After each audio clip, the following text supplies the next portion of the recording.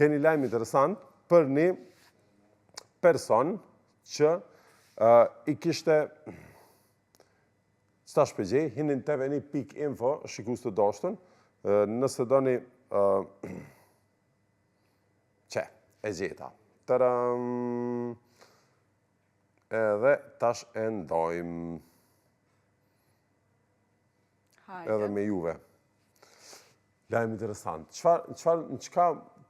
Ku mundet me arrit një njeri, dhe më thonë, në qëfar gjendje mundet me arrit që mju dasht, ishtë një lajm për kidnapim. Edhe na gjithmoni rrugëm i kidnapimeve, se shojnë filma që kidnapojnë njerëz, kidnapohen, edhe menojmë që një me ndodhë shpesh, po në filma ndodhë shumë shpesh, që kjo se në filma qitën sanet e ralla. Kë kidnapimet janë shumë të ralla dhe janë shumë të shtira. Qërën i po zotin qëta.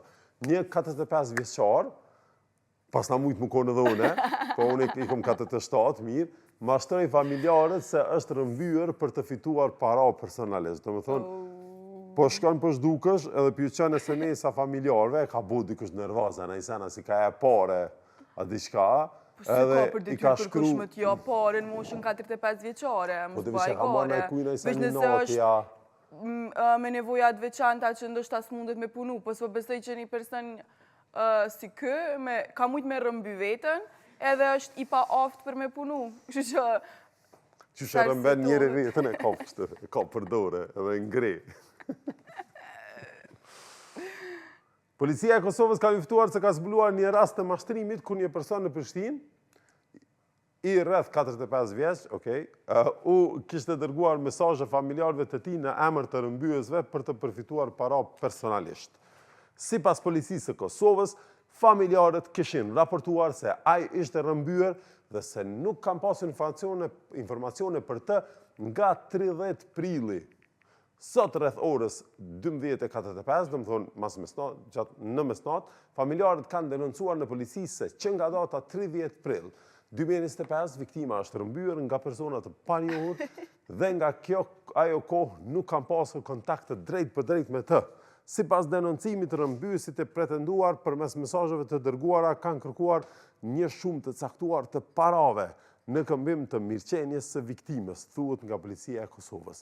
Tutje bëhet e ditur se pas veprimeve të policisë të dielën është arritur të lokalizohet vendodhja e tij, i cili ishte gjetur i vetëm në një vetur në rrugën Vllezërit Fazliu në Prishtinë. Si rezultati i hetimeve intensive dhe veprimeve të koordinuara policore, rreth orës 13 është arritur të lokalizohet vendodhja e viktimës së pretenduar mashkull rreth 45 vjeç, i cili është gjetur i vetëm në një vetur në rrugën Vllezërit Fazliu në Prishtinë. I njëjti është shoqëruar për intervistim në stacionin policor dhe pas verifikimeve të kryera është konstatuar se nuk kemi të bëjmë me veprën penale të rëmbimit. Në fakt, personi në fjalë vetë kishte dërguar mesazhe kërcënuese drejt familjes me qëllim të sigurimit të një shume të caktuar parash për përfitime personale, thuhet nga policia. Policia ka bërë të ditur se në koordinim të plot me prokurorin e shtetit është duke vazhduar ndërmarrjen e të gjitha veprimeve hetimore për zbardhjen e plot të rastit dhe për ndjekjen ligjore të personit në fjalë, për veprimet mashtruese dhe për shqetësimin e shkaktuar familjes dhe institucioneve ligjzbatuese. Mdo mi alyp të shpis, mi thonë, qëre, nëse s'mi jepni 100.000 euro, këna me ta myt djalin, edhe ti mi ashlusit me sa të shpiz, edhe ta me ta bo, bën qka dush. Po ju e ka ditë që... Tëni, që atë e shes sa të dojnë të shpiz, edhe thush pi. Amo, diqysh nështa nëse kish pas probleme personi, ose s'po di, nështa i shkon pak ma besushme edhe prej familjarve, edhe pësa ta e shqetsu se prej datës 30 prill mos me konë në kontakt. Ashtë paramdojnë këto sa dit, personi ka qëndru në veturën e ti, ka dalë kur ka dasht, është ushqy kur ka dasht. krejti ka bo përveç faktit që nuk u kom fizikisht tek shtëpia.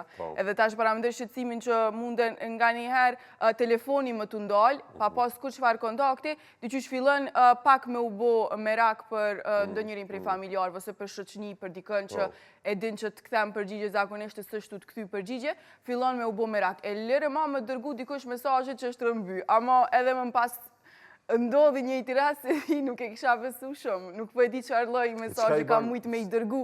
A di se shumë është interesant, rast studimi, besëm, kjo 45 vjeçari është për rast studimi, mënyrat që ka ardhur, ideja që kanë me besu familjarët, çështjen e rrëmbimit. Dyqysh, secili person mas pari ish drejtu në polici.